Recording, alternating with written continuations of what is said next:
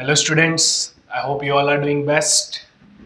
पिछली क्लास में हमने सीखा कि किस तरीके से एक्सरसाइज 8.2 के क्वेश्चन नंबर फर्स्ट के हम पार्ट्स को कर सकते हैं, कैसे हमने ट्रिग्नोमेट्रिक टेबल्स का यूज़ किया, कैसे उनकी वैल्यूज़ को पुट करके हमने वहाँ पर उनके आंसर्स निकाले।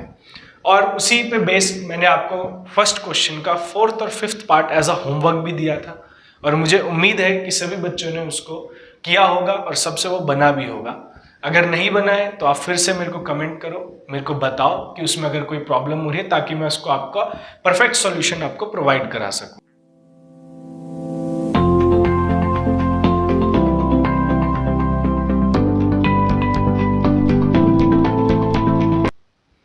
देखो, आज हम क्वेश्चन नंबर सेकंड का फर्स्ट पार्ट लेते हैं। पहले फर्स्ट पार्ट में आपको दिया है 2 tan 30 डिग्री अपॉन में 1 + tan स्क्वायर 30 डिग्री। ठीक है, तो इसका आपको एमसीक्यू बेस पर दिया होगा, पर आपको सॉल्यूशन करके तो देखना ही पड़ेगा। तो देखो सॉल्यूशन कैसे उसका इसका आप कैसे सॉल्यूशन कर सकते हो। पहले आपको दिया है 2 tan 30 डिग्री। अब आप टेबल का यूज करोगे। यहाँ पर tan 30 डिग्री की अगर आप वहाँ वैल्यू देखोगे तो tan 30 की जगह हम लिख सकते हैं 1/√3। ठीक है, अब नीचे में आओगे डिनोमिनेटर में, तो वहां पे आपको दिया है 1 + tan स्क्वायर 30 डिग्री। अब tan स्क्वायर 30 डिग्री, तो tan 30 डिग्री होता है 1/√3, और यहां पर उसका स्क्वायर भी है। ठीक है, इतना करने के बाद वैल्यूज को अभी तक हमने बस इसमें पुट किया है। अब इसको सॉल्व करेंगे। देखो ऊपर मल्टीप्लाई हो जाएगा, 2 × 1 = 2, और नीचे हो जाएगा √3। ठीक है, अब यहां पर नीचे देखोगे तो 1 + 1 का स्क्वायर 1 होगा, और √3 का स्क्वायर 3 हो जाएगा। ठीक है, नीचे आपको एलसीएम लेना पड़ेगा। एलसीएम लेने के लिए मैंने आपको सबसे बेस्ट बताया, अगर नीचे कुछ नहीं है तो यहाँ 1 लिख दो, और फिर क्या कर दो, नीचे मल्टीप्लाई और फिर क्रॉस मल्टीप्लाई। ठीक है, सबसे बेस्ट यही रहेगा।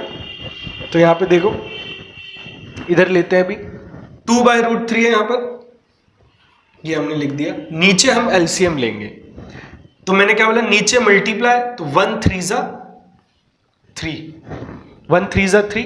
अब क्रॉस मल्टीप्लाई, 3 × 1 = 3, और 1 × 1 = 1, ये रहेगा। ठीक है, 1 × 3 = 3, 3 × 1 = 3, और 1 × 1 = 1। नीचे मल्टीप्लाई और फिर क्रॉस मल्टीप्लाई, यही आपको लेके चलना है एलसीएम में, सबसे इजी पड़ेगा ये आपको। तो ऊपर हमारे पास बच गया 2/√3, और नीचे हमारे पास बच गया 4/3।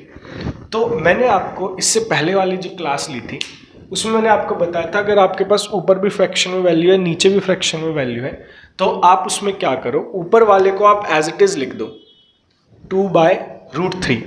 ऊपर वाले को जैसा है वैसे का वैसा लिख दो, नीचे वाले का रेसिप्रोकल करके इससे मल्टीप्लाई कर दो। मल्टीप्लाई में नीचे वाले का रेसिप्रोकल, तो 4/3 का रेसिप्रोकल 3/4 हो जाएगा। अब इसको आप मल्टीप्लाई कर लो, तो 2 × 3 = 6, और 4 × √3 4√3 हो जाएगा।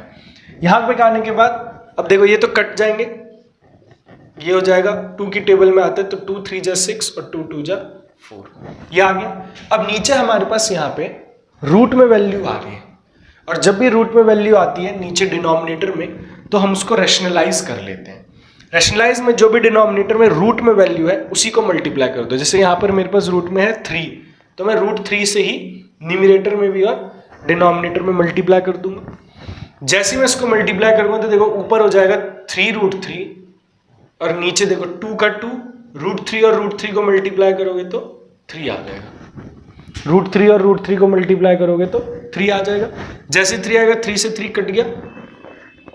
अब यहाँ पे आपके ऊपर बच गया √3, और नीचे बच गया 2, √3/2।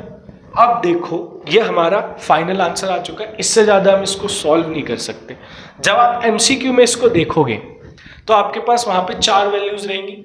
अब आपको देखना है कि आपको इसके लिए जो ये वैल्यूज आई है उनमें से किस ऑप्शन की वैल्यू ये हो सकती है। तो अगर आप ध्यान से देखोगे तो आपको सी ऑप्शन वहाँ पर दिया है tan 60 डिग्री। सी ऑप्शन वहां पर आपको दिया है tan 60 डिग्री, और tan 60 डिग्री की ही वैल्यू होती है √3/2। तो इसका मतलब tan 60 डिग्री जो होगा ये इसका फाइनल आंसर होगा। क्लियर है? तो इसी तरीके से हम आगे के क्वेश्चंस भी सॉल्व करते हैं। तो देखो क्वेश्चन नंबर 2 का सेकंड पार्ट स्टार्ट करते हैं। यहाँ पे आपको क्वेश्चन में दिया है 1 माइनस 10 स्क्वायर 45 डिग्री, नीचे है 1 प्लस 10 स्क्वायर 45 डिग्री, और ये आपको ऑप्शन दिए होंगे 10 90 डिग्री, 1 साइन 45 डिग्री और 0। तो हम इसको सॉल्व करके देखेंगे कि हमारा इसमें से कौन सी वैल्यू है जो इसके आंसर में आएगी। तो देखो पहले मैं क्वेश्चन नोट करता हूँ, 1 माइनस 10 स्क्वायर 45 डिग्री और 1 प्लस 10 स्क्वायर 45 डिग्री, ये हमें क्वेश्चन में दिया हुआ है। तो हमें कुछ नहीं करना, बस ट्रिग्नोमेट्री के टेबल से जो वैल्यू है 10 45 डिग्री की उसको यहाँ पे पुट करना है। तो अगर आप देखोगे टेबल को या आपको याद होगी तो 10 45 डिग्री की जो वैल्यू है वो 1 है, तो मैं यहाँ पे 10 45 की जगह 1 लिख दूंगा, क्योंकि इसका स्क्वायर है तो मैं 1 का भी स्क्वायर लिखूंगा। यहाँ पे आओगे तो 1 प्लस 10 स्क्वायर 45 डिग्री है, तो 10 45 डिग्री की अभी हमने ऊपर वैल्यू देखी 1 है, तो यहाँ भी 1 लिखेंगे और उसका स्क्वायर कर देंगे। तो इसके बाद आप देखोगे 1 माइनस, क्योंकि 1 का स्क्वायर क्या होता है 1 ही होता है, और 1 प्लस 1 का स्क्वायर भी क्या होता है 1 होता है। जब आप इसको आगे सॉल्व करोगे तो 1 माइनस 1 क्या हो जाएगा 0, और 1 प्लस 1 क्या हो जाएगा 2। अब 0/2 की जो वैल्यू होगी वो क्या होगी 0, क्योंकि नीचे ऊपर कुछ अगर ऊपर 0 है तो 0 को किसी से भी अगर आप डिवाइड करते तो आपका आंसर 0 ही आएगा। तो यहाँ पर देखो मेरा फाइनल आंसर 0 आया, और क्योंकि ये डी ऑप्शन में 0 है तो इसका मतलब ये हमारा करेक्ट ऑप्शन होगा। क्लियर है? इसके बाद थर्ड पार्ट पे मूव करते हैं, क्वेश्चन नंबर 2 के। तो यहाँ पर देखो इस क्वेश्चन में हमें दिया है sin 2a is equals to 2 sin a। sin 2a is equals to 2 sin a कब होगा, किस वैल्यू पे, a की किस वैल्यू पे sin 2a और 2 sin a इक्वल होगा, for what value of a, for what value of a की किस वैल्यू पे sin 2a और 2 sin a इक्वल होगा। तो देखो इसमें ज्यादा दिमाग नहीं लगाएंगे हमारे पास ऑप्शन गिवन है, मैं क्या करूंगा a की जगह इन दोनों वैल्यूज को पुट कर करके चेक कर लूंगा मेरा आंसर किस पे सही आ रहा है। मेरे को LHS और RHS इक्वल लाना है, तो मैं a की वैल्यू को पुट कर देता हूं। जैसे मैं पहला ऑप्शन इसमें लेता हूं, पहले मैं क्वेश्चन लिख लेता हूं। sin 2a की वैल्यू क्या है 2 sin a, ठीक है। पहले मेरे को ऑप्शन क्या दिया है 0 डिग्री, तो मैं जहां जहां a है मेरे पास वहां मैं 0 पुट कर लूंगा। तो देखो पहले मैं ले लेता हूं a इज इक्वल्स टू 0, ठीक है। तो यहां देखो sin 2a की जगह मैंने लिख दिया 0 is equals to 2 sin a की जगह मैंने लिख दिया 0। क्लियर? दोनों जगह a की जगह मैंने 0 लिख दिया। अब 2 0 से क्या होता है 0, ठीक है। और 2 sin 0 की वैल्यू क्या होती है 0, sin 0 0 होता है। यहां भी sin 0 क्या आ गया 0, और 2 0 से क्या आ गया 0।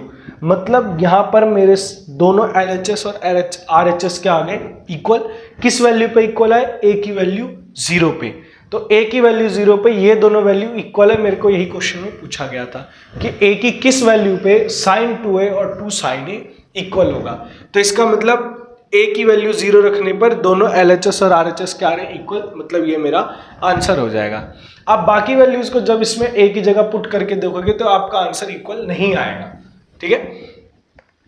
यहाँ डी ऑप्शन शायद कुछ गलत लिख दिया है, देख लेंगे आप। तो आपका आंसर यहाँ पर a ही रहेगा, ठीक है। a की वैल्यू 0 डिग्री है तो a की वैल्यू 0 ही रहेगी। क्लियर है? तो देखो क्वेश्चन नंबर 2 का जो 4th पार्ट है वो हमारा फर्स्ट पार्ट की तरफ बिल्कुल सिमिलर है, बस एक साइन का चेंज है। तो मैं चाहूंगा कि वो क्वेश्चन आप खुद से ट्राई करो, उसका क्या आंसर आता है वो आप मेरे को कमेंट में बताओ। मैं भी जानना चाहूंगा आप कितना अपने आप से खुद से पढ़ रहे हो। तो अभी मैं क्वेश्चन नंबर 3 पर स्किप करता हूँ। क्वेश्चन नंबर 3 आप देखोगे तो यहाँ पर दिया आपको if tan a plus b equal to √3 tan a minus b is equals to 1/√3 a plus b is greater than 0 degree less than equal to 90 degree a is greater than b find a and b। अब ये question देखते ही, क्योंकि अभी तक तो हम खाली angles पढ़ रहे थे, ये क्वेश्चन देखते ही बच्चों को लगता है पता नहीं क्या आ गया, ये क्या था, ये तो हमने कभी पढ़ा ही नहीं है, ये तो पता नहीं होगा ही नहीं। देखो इस क्वेश्चन में जो है, जो मैं आपका मेन पार्ट है, जो सॉल्विंग पार्ट है वो बस इतना ही है। इस क्वेश्चन में जो सॉल्विंग पार्ट है आपका वो बस इतना ही है, बाकी जो पार्ट है आपका वो बस डराने के लिए। सॉल्विंग पार्ट बस यहीं तक है, इसके आगे जो ये पार्ट है ये डराने के लिए। ये आपको एक तरह से बताया गया है कि a प्लस बी की जो वैल्यू है मतलब a और b की वैल्यू जो भी आप निकालोगे उन दोनों का सम आपका बस 90 या 90 से कम आना चाहिए। सम की जो a प्लस बी का सम होगा वो 90 या 90 से कम आना चाहिए और a और b की वैल्यू में a की वैल्यू जो होगी वो b से बड़ी होगी। इनका सॉल्यूशन में कोई लेना देना नहीं है, तो आप इनको एक तरह से इग्नोर कर सकते हो। ठीक है, हमारा जो मेन पार्ट है सॉल्विंग का वो बस इतना ही है और इसी वैल्यू से हमें a और b की वैल्यू को फाइंड करना है। तो देखो यहां क्वेश्चन में हमें दिया है कि tan a प्लस b की वैल्यू √3 है। tan a प्लस b की वैल्यू √3 है।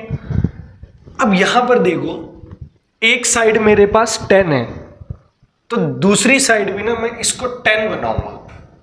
ठीक है, मेन फोकस जो इन क्वेश्चनों में रहता है, चाहे यहां पर मेरे को साइन दिया हो, कॉस दिया हो, कुछ भी दिया हो, उससे फर्क नहीं पड़ता।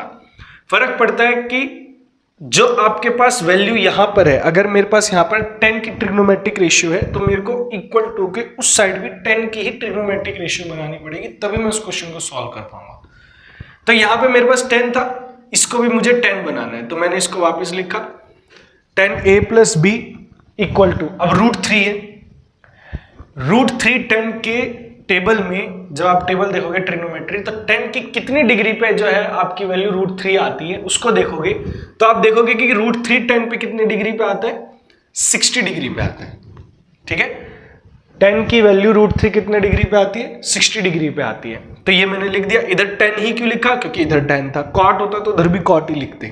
ठीक है, तो ऐसा मैंने क्यों किया, तो देखो दोनों साइड क्या आ गया, 10 आ गया, दोनों साइड 10 आ गया, तो हम 10 से 10 को काट देंगे। जनरली कटता नहीं है, ये इधर जाके इन्वर्स होता है उस कट, फिर उसके बाद वो सॉल्व होते हैं, पर क्योंकि अभी हमें इतना उसका 11th क्लास में ज्यादा यूज है तो अभी हम इसको ऐसे ही करते हैं कि 10 से 10 को कट कर देते हैं। दोनों साइड 10 आया तो 10 से 10 कट हो गया। अब मेरे पास इधर बच गया a प्लस बी और इधर बच गया 60 डिग्री। ये मेरी फर्स्ट इक्वेशन आ गई। ठीक है, a प्लस बी और इधर क्या बच गया 60 डिग्री, ये मेरी फर्स्ट इक्वेशन आ गई। अब सेकंड जो हमें फॉर्मूला दिया था, हमें बोला था tan a माइनस बी की वैल्यू दी हुई है 1/√3। tan a माइनस बी की वैल्यू हमें दी हुई है 1/√3। तो देखो इधर 10 है तो फिर से उधर भी हमें क्या लाना पड़ेगा 10। तो tan a minus B is equals to 1/√3 की वैल्यू जो है वो 10 पे कितने डिग्री पे आती है, तो 1/√3 आता है हमारा 10 की वैल्यू पे 30 डिग्री पे। तो tan 30 डिग्री हमारा ये हो जाएगा। तो फिर से वही है, 10 से 10 कट गया तो यहां बच गया a minus B is equals to 30 degree. ये सेकेंड इक्वेशन आ गई। क्लियर है, तो हमें यहां पर बस 2 इक्वेशन तो चाहिए थी। अब 2 इक्वेशन आने के बाद करना क्या है, बस आपको इन 2 इक्वेशन को ऐड कर देना है। इन 2 इक्वेशन को ऐड कर देना है, एडिंग इक्वेशन 1 एंड 2। तो देखो a plus B equal to 60 है, a plus B equal to 60 लिखा, a minus B equal to 30 है, a minus B equal to 30 लिखा। इन दोनों को ऐड कर देंगे। ऐड कैसे करेंगे, a वाला a से प्लस होगा, b वाला b से, 60 30 से। तो देखो a plus a 2a, b minus b, तो b माइनस b तो कट ही गया, b से b तो कट ही गया भाई, तो इक्वल टू आ गया फिर 60 प्लस 30 90 डिग्री। ठीक है, a plus a 2a plus b से माइनस b कैंसिल, 60 प्लस 30 क्या हो गया 90 डिग्री। 2 इधर जो मल्टीप्लाई में उसको इधर भेज देंगे, इधर जाके वो डिवाइड हो जाएगा। तो a की वैल्यू यहां पर कितनी आ जाएगी 45 डिग्री। क्लियर, 90 से 2 को डिवाइड किया तो a की वैल्यू कितनी आ गई 45 डिग्री। क्योंकि हमारे पास 2 इक्वेशन अवेलेबल है तो a की वैल्यू निकालने के बाद इसको आप किसी भी इक्वेशन में पुट कर दो, आपको b की वैल्यू मिल जाएगी।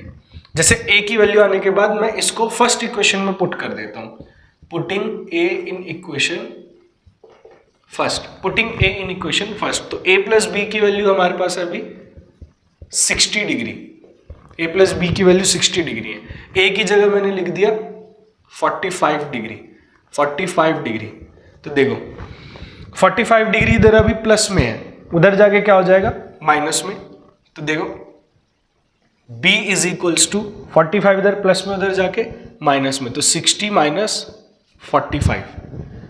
ठीक है, इधर प्लस में था उधर जाके माइनस में, तो 60 में से 45 गया तो b की वैल्यू हमारी आ गई 15 डिग्री। ठीक है, तो देखो पहले हमने क्या किया, पहले दोनों साइड सेम बनाए ट्रिग्नोमेट्रिक रेशियो को, इधर 10 था तो उधर भी 10 बनाया, 10 से 10 कटा, a plus B equal to 60, एक इक्वेशन आ गई। फिर इधर भी वही काम किया, इधर 10 था तो उधर भी 10 बनाया, 10 से 10 कटा, a minus B equal to क्या आ गया 30 डिग्री। फिर हमने इन दोनों इक्वेशन को क्या कर दिया, ऐड कर दिया, तो a plus a 2a, b से b कट गया, 60 प्लस 30 90 डिग्री, 2 उधर जाके डिवाइड होगा, 90 का हाफ क्या हो गया 45। a की वैल्यू निकलने के बाद इसको दो इक्वेशन थी आपके पास, किसी भी एक इक्वेशन में पुट कर दोगे, मैंने फर्स्ट में क्या, आप सेकंड में पुट करके भी करोगे तो सेम ही आंसर आएगा आपका, b की वैल्यू क्या आ जाएगी 15 डिग्री। तो a और b की वैल्यू मिल गई और ये आपका क्वेश्चन यहीं पर खत्म हो जाएगा। तो इसी तरीके से हम एक्सरसाइज 8.2 कंप्लीट कर चुके हैं। और इसी के जो क्वेश्चंस मैंने आपको, जैसे एक मैंने आपको बोला था फर्स्ट क्वेश्चन का 4th और 5th पार्ट ये आपको होमवर्क में दिया था, और सेकंड क्वेश्चन का 4th पार्ट ये आपको होमवर्क में आज दिया है। तो ये क्वेश्चंस आप खुद से करो, और जो क्वेश्चंस यहाँ क्लास में हुए हैं उन क्वेश्चंस को भी एक बार दोबारा आप खुद से करके देखो, बनेंगे आपसे, और नहीं बनते हैं तो आप कमेंट में बताओ, मुझे भी पता चलना चाहिए आप कितना पढ़ रहे हो, आप कितने क्वेश्चंस बन रहे हैं, या कुछ अगर यहाँ पर समझ नहीं आता तो वो भी आप कमेंट बॉक्स में कमेंट करके पूछ सकते हो। तो आज के लिए इतना ही रखते हैं, मिलेंगे नेक्स्ट क्लास में, बाय।